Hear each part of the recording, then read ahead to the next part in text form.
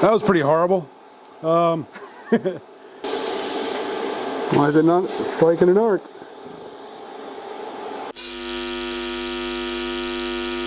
What's going on, guys? Welcome to the channel and welcome to my self-taught TIG welding series by using nothing more than YouTube videos. So up to this point, I've been doing just practicing like the boring basic stuff, right? Been striking an arc, seeing how the arc forms, how the puddle forms. I've been running just some beads with no filler. And the end of my last video, I actually added filler for the first time. So that's what we're gonna pick up today. We're gonna keep practicing, and this time I'm gonna be adding filler.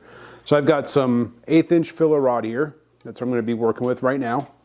And there's a lot to keep in mind. So, you know, just up to this point, basically just been working the pedal, keeping an eye on, you know, my standoff distance or my arc distance. But now I gotta concentrate on adding the filler. So one thing that you wanna do is, like I said, there's a lot of things to kind of keep in mind.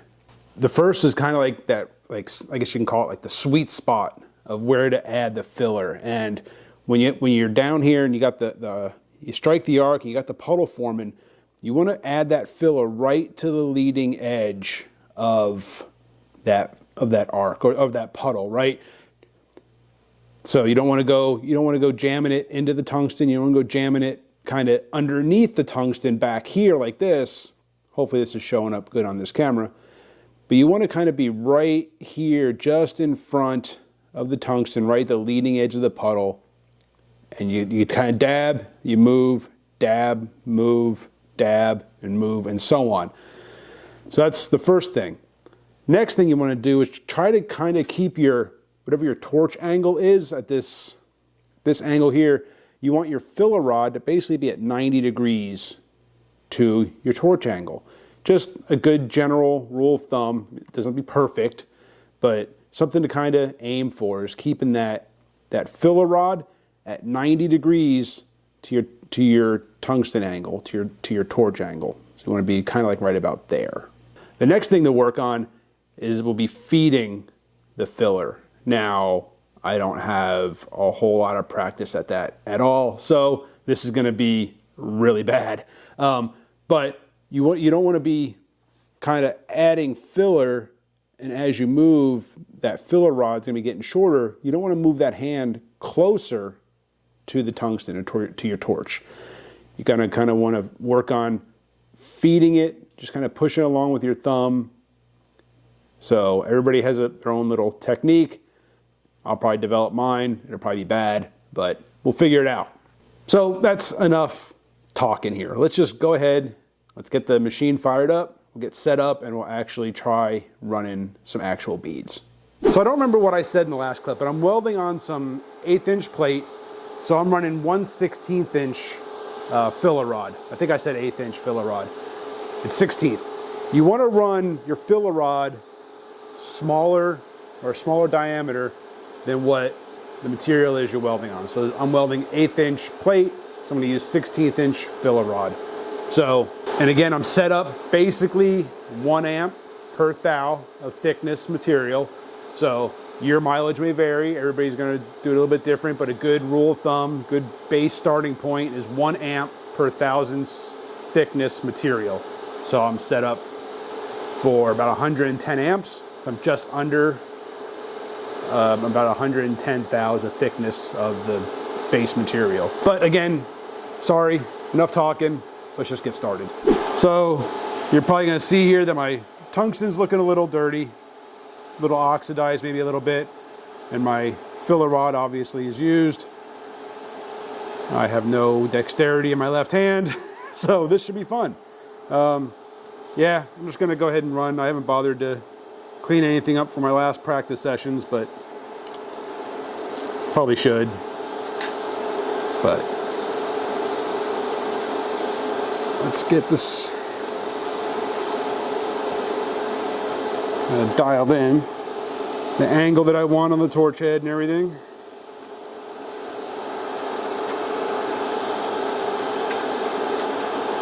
All right, good range of motion. I'm resting my forearm closer to the elbow than at the wrist. I don't want to, limit this motion. So, a good line of sight. Nice and relaxed. Let's do this.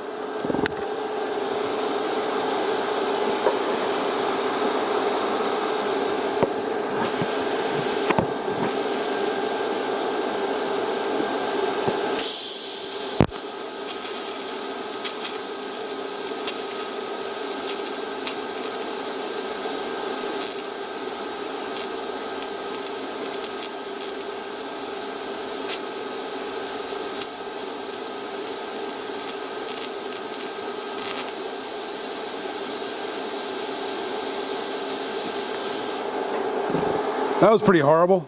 Not great. We kept getting stuck. Got the filler rod stuck a couple times. But that's why we practice, right? That's why we learn. But yeah, let's just keep going.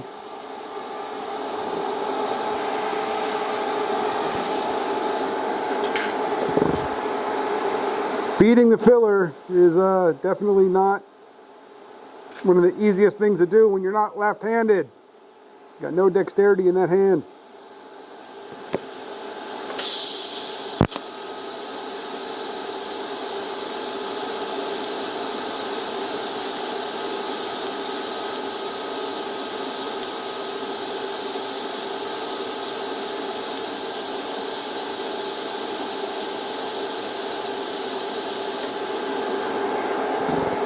Okay, that was better. That was better. Not horrible. Let's go again.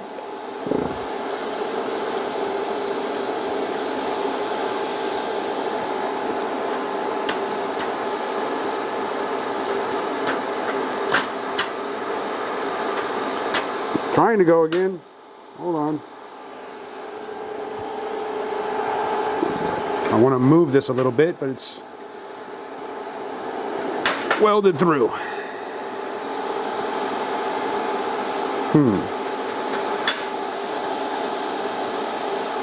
What are my amps at? I think I'm at 110. Yeah.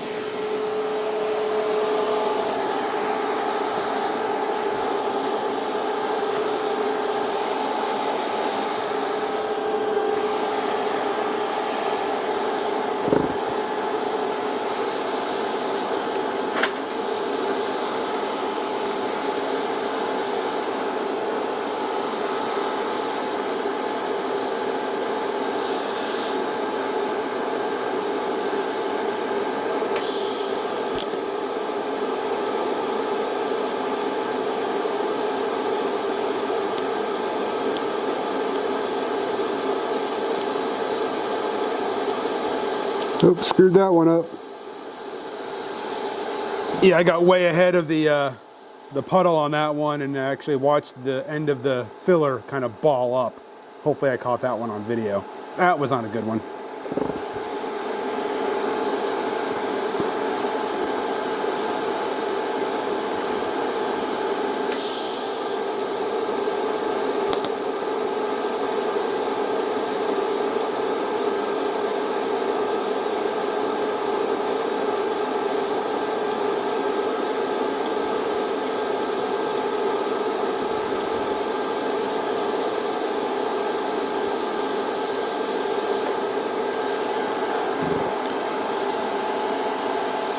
Not horrible, but my heat affected zone is getting kind of wide.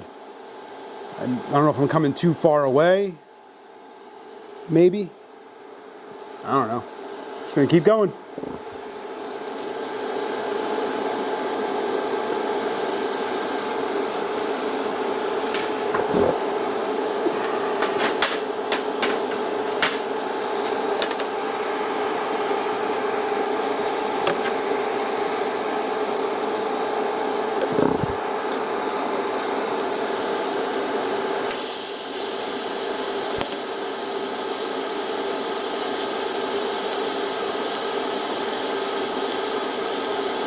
All I'm doing basically is dabbing and moving. Dabbing and moving.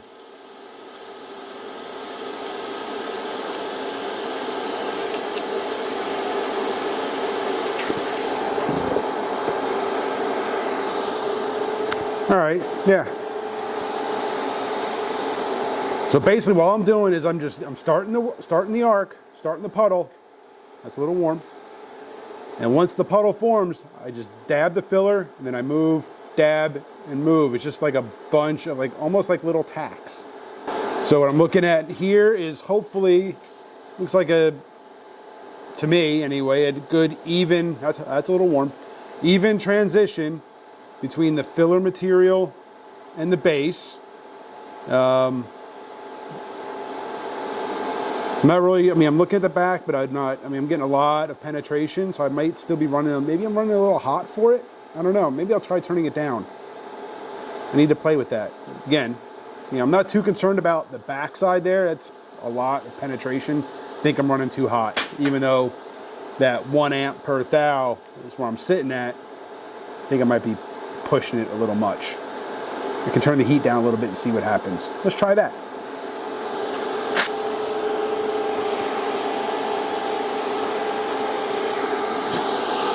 No dexterity in my left hand.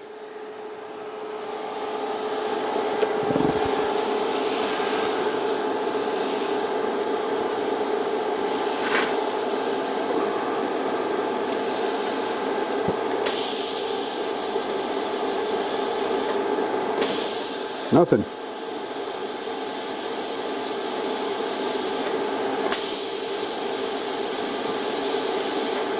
Why is it not striking an arc? What the hell's going on? It doesn't want to start.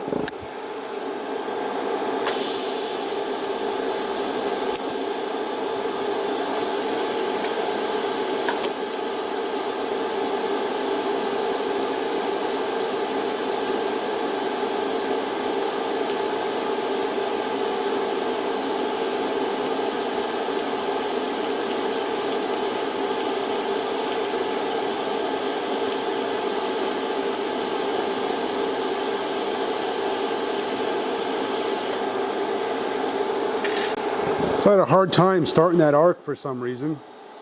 I actually dipped the tungsten while trying to start it, almost like a scratch start.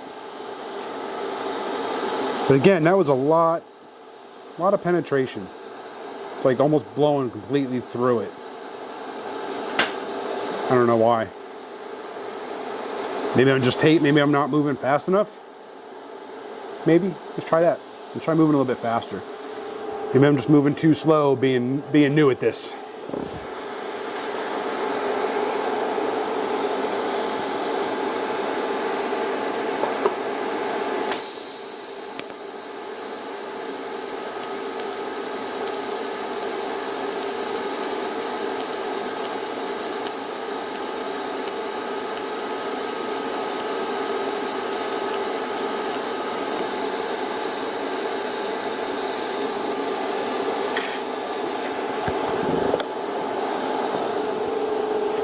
All right, so moving faster, it's definitely sitting up a little higher.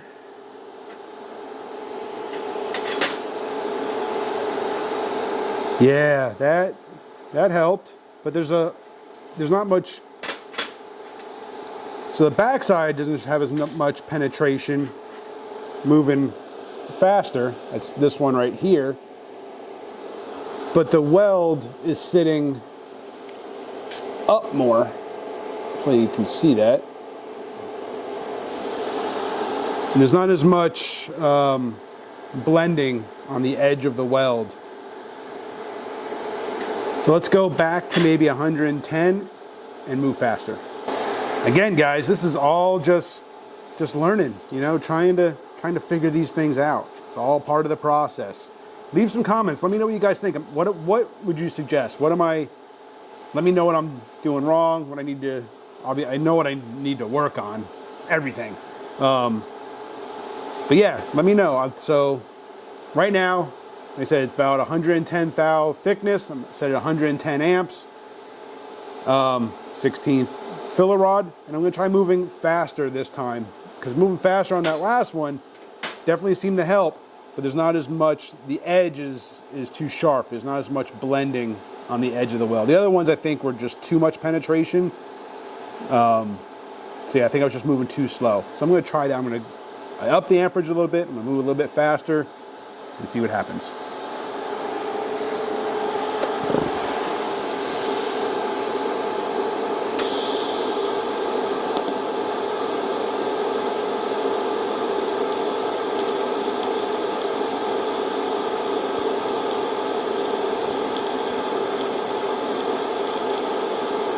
So that one I got my standoff distance a little too much.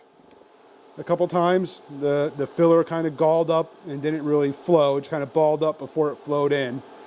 That's got some better blending of the weld on the edges to the base material.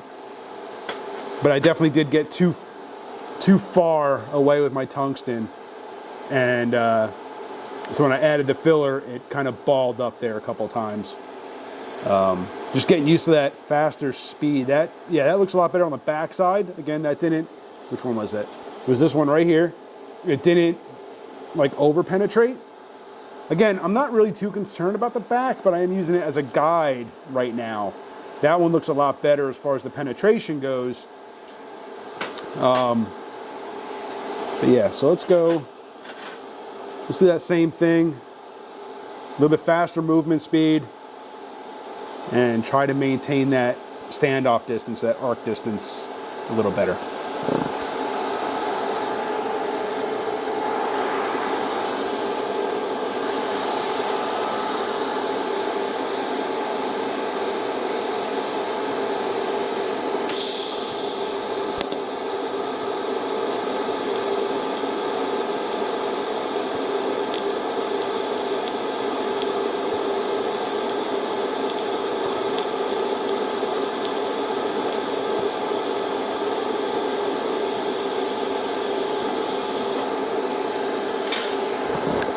That wasn't bad.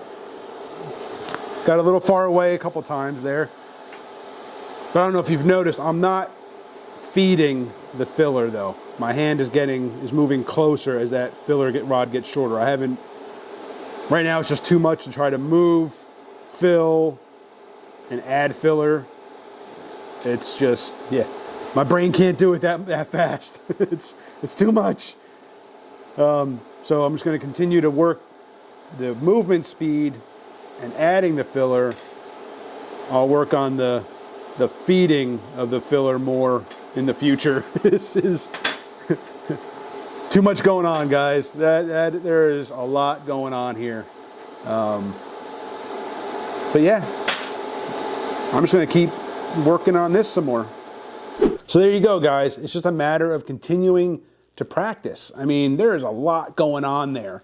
You've got to worry about, like I said, your standoff distance, getting that filler added at just the right spot, moving at the right speed. I mean, you can see on a lot of these, I think it was just the fact that I was moving too slow and it was just getting really hot and over penetrating. When I got my movement down faster, things started looking a lot better, but you don't want to go too fast. It's just it's just so much going on, guys. It's a whole lot.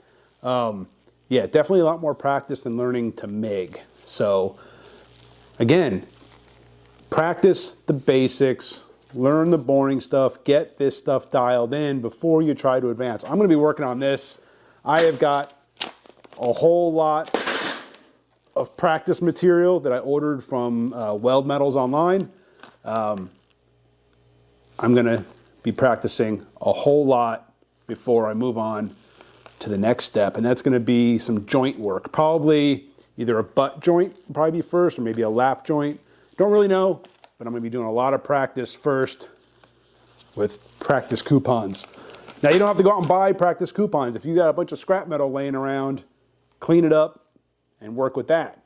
I just decided to get some actual just little practice coupons just so I can keep track of this stuff a little bit better maybe. I don't know. It sounded good in my head at the time.